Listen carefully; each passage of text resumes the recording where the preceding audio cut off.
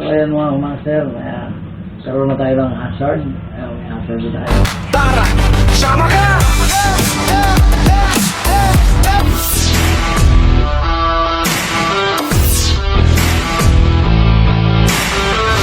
Kalsada, kasama ka! Lalaboy mo taglong! So what's up mga kamaster, good morning. So nandito naman po tayo para sa panibagong vlog natin. So ngayon, maglalagay tayo sa motor natin ng hazard. So ang gamit natin na switch ay yung hollow switch para sa hazard natin. So ayan ito. Siyempre, papalit din tayo ng placer relay. So bumili tayo ng placer relay na aftermarket. So kasi hindi naman pwede yung stock. Kasi yung stock na placer relay ay para lang sa signal light niya na left and right. Hindi siya pwede, hindi niya kaya pag magsabay na naka-hazard na ilaw. Naka-placer na sabay. So kaya bumili tayo nito, kaya papalitan natin yung placer relay natin. Ito, gamit tayong tester. Yan, para alaman natin kung saan yung sa signal light niya na linya. Tapos ito yung hollow switch. Ayan, on off, 3-way lang po yan. Ayan. So naglagay tayo dito ng diode, dalawa sa loob. Ayan, piling cable tube ko na. Tapos ito yung ilalagay na, itatap natin sa left and right ng signal light. Positive niya. Ayan, dalawa. So, ayan. Siyempre, gagamit na yung cable tube. Tsaka ito yung relay. Ay, siyempre, bago natin magawa lahat ng yan, eh, babaklasin muna natin itong headlight ni Sochi. Okay. Go, go, go.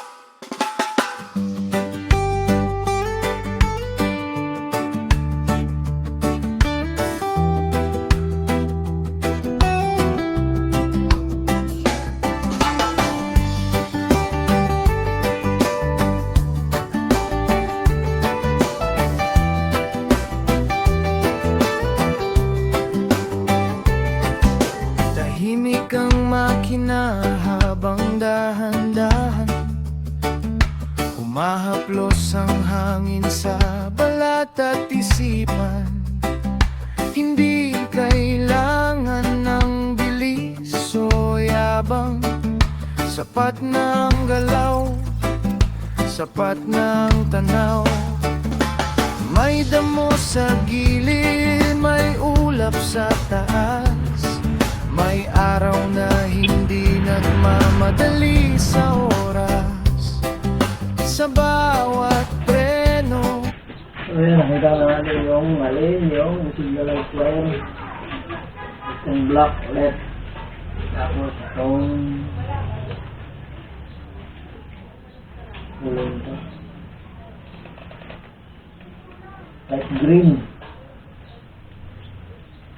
Right. Tapos yung sa gitna, yung light blue, yun yung common. Hindi na natin itatap yung lakang main supply ng signal light natin. Ayan. Ayan, nakikita nyo naman.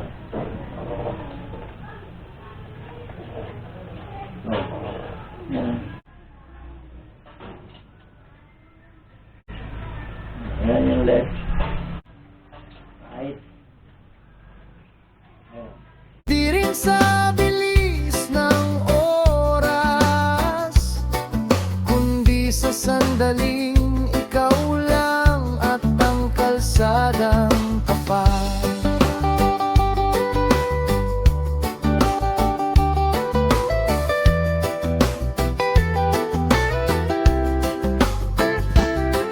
May araw na pagod ang katawan, pero gumagaan pag ikaw ay umalis sandali lang. Hindi takas, hindi rin suko, isa lang ito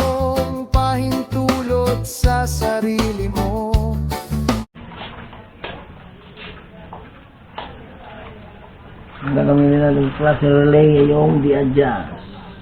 Gusto mong mabagal ang pag-flasher ng ilaw mo, pwede mong i-adjust. Gusto mong mabilis, yan.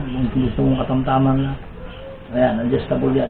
Ang ano nito, 50 cm, 200 ka mataas, kaya kaya niya yung dalawang. Isagot ang ingay.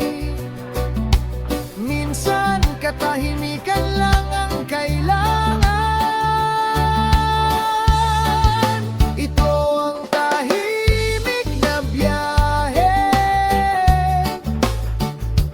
kung saan sapat na ang ngayon, kung saan hindi ka hinahabol.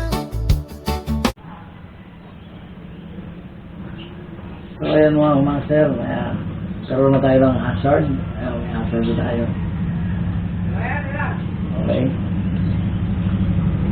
Oops. Hazard.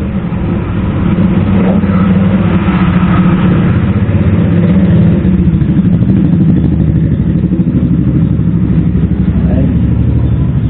Violet.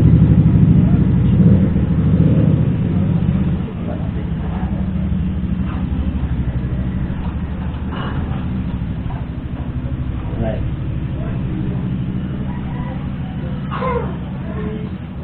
Ayun. Okay.